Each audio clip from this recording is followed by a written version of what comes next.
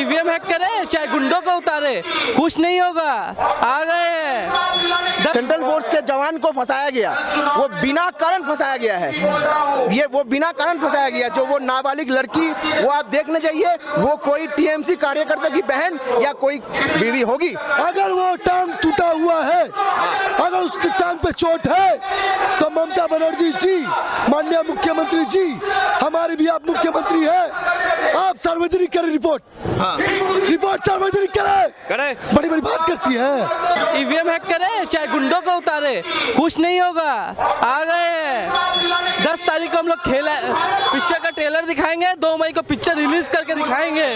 जय श्री राम के नारों से चिढ़ती थी और अब जैसे मोदी जी बोलते हैं दीदी, ओ दीदी, उससे भी चिढ़ रही है, कह रही है मुझे दीदी मत बोलो। पहले दीदी बोलती थी जय श्री राम, जैसे लगता है कि भूत आ गया है। जय श्री राम के नाम से भूत भागते हैं, वैसे ममता दीदी में जय श्री राम बोलते हैं भूत आ गया, एकदम गाड़ी से उतर के भागने लगती थी। और अब तो दीदी और दीदी बोल दिया है, अब बोलती है हम दीदी नहीं, मैं बेटी हूँ। तो बंगाल की बेटी बहुत दिन हो गए, 10 साल रह ली, अब बंगाल से विदाई करेंगे, उनको भेजेंगे हम लोग दूसरी जगह। बंगाल की बेटी खुद को बंगाल की बेटी बोलती है, तो वो जो बंगाल की बेटी खुद को बोलती है, तो बेलगरिया में जो हुआ आप सभी ने देखे होंगे, न्यूज चैनल में भी आया हुआ था। बंगाल में एक कार्यकर्ता, बीजेपी कार्यकर्ता का घर में घुस के उसको मारा, उसके माँ को मारा। हाँ, तो वो जो उनका जो देहांत हो गया, तो वो क्या बंगाल की बेटी नहीं थी? वो खुद को बोलती है बंगाल की बेटी है हम। वो तो दादा वहाँ पर बोलती है कि वो बीजेपी ने करवाया है, वहाँ पर ये बोल रही है ममता बनर्जी। उनका कहना ही यही है, उनका कहना ये, वो जो भी होता है बंगाल में, जो भी होता है वो कुछ करते नहीं है। उनका कार्यकर्ता कुछ नहीं करते हैं, जो भी करता है बीजेपी करता है। उनका कहना ही यही है, वो हमेशा झूठ पे झूठ बोलते रही हैं। वो जो 10 साल यहाँ सरकार चलाई है, ये सरकार जो यहाँ पे है, वो सरकार कुछ नहीं की है। वो जो बोली थी नौकरी देंगे, आज तक जो टेट का एग्जाम हो गया, हम खुद वो एग्जाम दिए हुए हैं। वहाँ पे जब हम एग्जाम देने जा रहे थे, देख रहे थे कि मतलब ट्रेन जब जा रहा है, तो मतलब कि स्टूडेंट लोग टेट का एग्जाम देगा, आधा पहुंच ही नहीं पाए। क्यों? क्योंकि वो जो हम लोग का जो एग्जाम का डेट था, वो डेट वो ऐसे डिक्लेयर की थी, टाइमिंग ठीक ठाक वो डिक्लेयर की नहीं। उनका एक ही मोटिव था कि हम एक पर स्टूडेंट का 100 रुपया लेके हम वो फॉर्म भरे हैं। वो लाखों स्टूडेंट 100 रुपया देके फॉर्म भरा था, उसमें से वो कमा के चली गई। अभी वो पीछे जो एग्जाम दिए के बैठे हुए थे टीचर लोग, उनको वो नौकरी दे नहीं पाई। अभी फिर जो टेट का एग्जाम हुआ, वहाँ भी बहुत जन पास किए हुए हैं, उनको भी नौकरी दे नहीं पाई। अभी जहाँ उनका जनसभा हो रहा है, वहाँ वो बोल रही है हम आएंगे और नौकरी देंगे। यहाँ इतना स्टूडेंट पास करके बैठा हुआ है, उनका जो 10 साल जो उनका बर्बाद हुआ, उसका हिसाब पहले वो दे दे, फिर वो नौकरी दे। मैं ये बोलना चाहूंगा कि 10 साल में वो बोली कि नौकरी देंगे, ये बात सही है, दीदी का बात मानते हैं।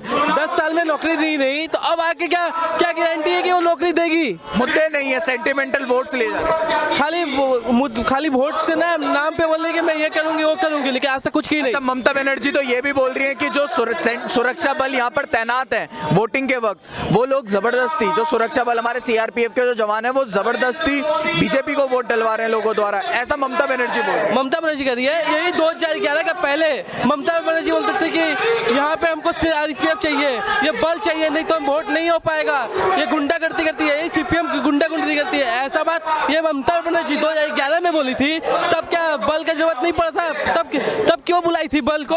और आज बीजेपी बुलाती है तो बोलती है कि बीजेपी को जबरदस्ती वोट दिला रही है। ये तो खेला है, दीदी तो झूठ मूठ का नाम लगा रही है। उस समय क्या दूसरा कोई बल आया था? जब यहाँ पे सीपीएम का सरकार था, 34 साल सीपीएम यहाँ था, ठीक है, तब वो लोकसभा में बिल मुंह पे मार के फेंकी थी और बोली थी कि यहाँ पे सेंट्रल फोर्स ला के वोट करवाना चाहिए।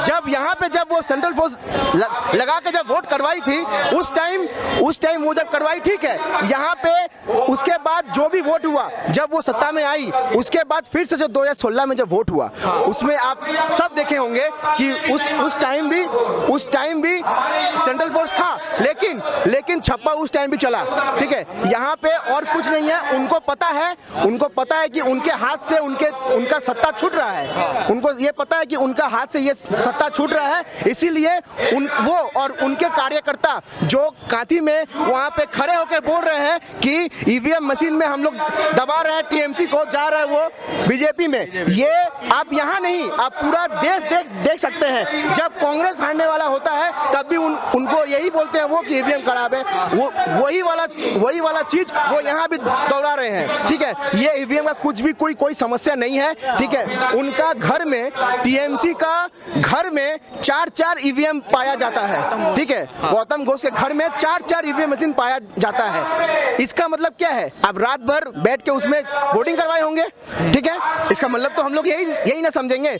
और यहाँ पे जो सेंट्रल फोर्स का बात किया जा रहा है, सेंट्रल फोर्स अपना काम कर रही है, वो पूरा सबको पूरा ठीक तरह से वो वोटिंग करवा रहे हैं। फिर तारकेश्वर में एक सेंट्रल फोर्स के जवान को फंसाया गया, वो बिना कारण फंसाया गया है, वो बिना कारण फंसाया गया। जो वो नाबालिग लड़की, वो आप देखने जाइए, वो कोई टीएमसी कार्यकर्ता की बहन या कोई बीवी होगी। ये जो फंसाया गया है, ये पूरा प्लान करके फंसाया गया। हाँ, क्या लग रहा है इस बार कौन आने वाला है वेस्ट बंगाल में? वेस्ट बंगाल में सत्ता परिवर्तन दिख रही है, होगा सत्ता परिवर्तन? एकदम होना। क्यों सत्ता परिवर्तन क्यों हो रहा है? टीएमसी की तरफ क्यों नहीं जा रहे इस बार लोग इसलिए टीएमसी की तरफ नहीं जा रहे कि टीएमसी ने जो कहा था उसका वादा खिलाफी किया उन्होंने, जो कहा था उसका उल्टा किया, उसका उल्टा किया। क्या क्या ऐसा काम किया उल्टा? जैसे कि टीएमसी ने, ममता बनर्जी ने कहा था मैं आऊंगा, हम यहाँ से बांग्लादेशी तड़ाबो, घुसपैठिया भगाएंगे, आगे नहीं उल्टा और लेके आ गए और लेके बढ़ा दिया। यहाँ पे रोहिंग्या तो उनका वोट बैंक है सर, रोहिंग्या का वोटर आईडी बना दिया गया बुला के, वोट बैंक है उनका। हाँ वही तो बोल रहा हूँ ना, वो तो यहाँ के थे नहीं, और जो पहले से घुस के बैठे थे उनको निकालने की बातें हो रही थी, वो तो निकले नहीं, उल्टा और लाके डुका दिए। ममता बनर्जी तो बोलती है कि बहरागत बोलती है, बिहार और यूपी के लोगों को गुंडा बोलती है ममता बनर्जी, वहीं पर रोहिंग्या जो है उनके अपने होते हैं। क्या कहेंगे आप? अब या तो ममता बनर्जी दिमाग से खिसक गई है, या तो उनका स्क्रू ढीला हो चुका है, या स्क्रू कोई पार्ट्स गिर चुका है। एक मिनट, मैं बता रहा हूँ क्यों, कारण इसमें समझना होगा। बताइए। अब आप एक बात बताओ, ये कहती है बिहार यूपी के मैंने हिंदी भाषी गुंडे हैं, बाहर के हैं, बोलते हैं। तो आपके घर में 500 करोड़ रुपए देख के पीके कौन है? पीके जो पीके रहता है, जो पीके उसका नाम है पीके। अरे ये कौन सा नाम है भैया? वो कौन है? वो भी तो बिहार के ही है, हिंदी भाषी। तो और बोलूं, सत्ता जो रखे हैं, जिसमें सत्ता पे आप राज कर रही है, सत्ता पे जो राज कर रही है, हर एक हिंदुस्तानी के बदौलत, हिंदी भाषियों के बदौलत, शायद ये भूल गई है। ये जो टांग वाली नाटक है ना, जनता ने देख लिया। मेरे पश्चिम बंगाल के जनता ने देख लिया। अगर वो टांग टूटा हुआ है, अगर उस टांग पे चोट है, तो ममता बनर्जी जी, माननीय मुख्यमंत्री जी, हमारे भी आप मुख्यमंत्री हैं, आप सार्वजनिक करें रिपोर्ट सार्वजनिक करें। बड़ी बात करती है। और रघुवर एक टांग से क्या खेलोगी? क्या खेलोगी? अरे एक टांग तो ऐसे है, और दूसरा टांग उठाओगी तब ना फुटबॉल मारोगी। शर्म नहीं आती यार, क्यों मजाक करते हो आप लोग? 10 आपने बोला कि अभी उनको सार्वजनिक करनी चाहिए जो उनकी टांग टूटी है उसकी रिपोर्ट। एकदम। क्या उन्होंने 10 साल का रिपोर्ट कार्ड अब तक सार्वजनिक करा? 10 साल का काम दिखाया उन्होंने? क्योंकि यहाँ पर हम देख रहे हैं मुद्दे नहीं है, सेंटिमेंटल वोट्स लिए जा रहे हैं। हाँ, एक भी काम नहीं किया। ये वो 10 काम में 5 काम मुझे दिखा दे ममता बनर्जी जी, हमें 5 काम दिखा दे कि मैंने 5 काम किया, 10 छोड़ दीजिए। अच्छा, काम 5 नहीं 3 दिखा दे। और बोलो। 5 काम किया तो 5 रुपए की अंडा और चावल दे रही है। वो तो चावल कहाँ का आपको, वो चावल कहाँ का पता है ना आपको, जनता भी पता है।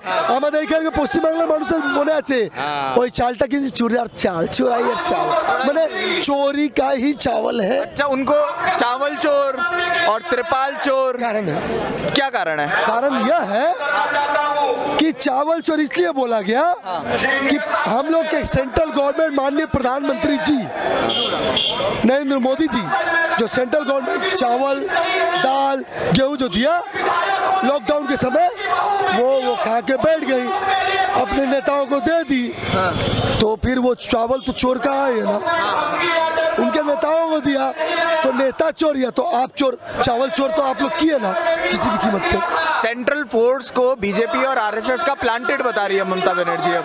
अच्छा सेंट्रल फोर्स को बीजेपी और आरएसएस का बता रही है, प्लांटेड बता रही है। आपको पता होना चाहिए इससे पहले भी ममता बनर्जी जी आप जब कांग्रेस में थी तो सेंट्रल फोर्सेस थी आप जिस दिन सत्ता पे नहीं आई थी उस दिन सेंट्रल फोर्सेस थी और ये सेंट्रल फोर्सेस आपके लिए काम किया था नहीं इस बंगाल का भला के लिए काम किया था जो आपका सत्ता परिवर्तन कराया था सत्य के लिए कभी आप सत्यता के प्रतीक बोलती है भूल गई क्या ममता बनर्जी दीदी के नाम से भी चिढ़ रही है अब कह रही है मुझे दीदी मत बोलो मैं दीदी नहीं हूँ बंगाल की बेटी हूँ मैं। हाँ तो मैं तो बोलता हूँ बंगाल की बेटी है मैं तो बोलता हूँ वाकई वही नहीं एक वृद्धा मरी है बंगाल की बेटी इस दीदी का ये हमारे माननीय मुख्यमंत्री जी का एक बंगाल का बेटी मारा गया उम्रदराज महिला जो उनकी माँ की उम्र की थी उनको मारा गया मृत्यु हुआ वो क्या बंगाल की बेटी नहीं थी क्या बड़ी बड़ी बात करती है आप बेटी है और वो बेटी नहीं थी हाँ परिवर्तन होगा सर होगा। क्यों परिवर्तन क्यों होना जरूरी सर डबल इंजन का सरकार रहेगा देश अच्छा चलेगा वेस्ट बंगाल अच्छा चलेगा। टीएमसी का ना आने का कारण क्यों टीएमसी नहीं आने देखिए जो दिल्ली में सरकार हो या यहाँ पे भी सरकार हो तो अच्छा रहेगा परिवर्तन होना ही है। ममता बनर्जी तो ये बोलती हैं कि यहाँ पर हम जीतने वाले हैं एक टांग से मैं वेस्ट बंगाल जीत रही हूँ और दूसरी टांग से मैं जाऊंगी दिल्ली हासिल कर लूंगी दिल्ली जीत रही हूँ मैं ऐसी बात कर रही हूँ। अब एक टांग से पहले बंगाल तो जीत के दिखाया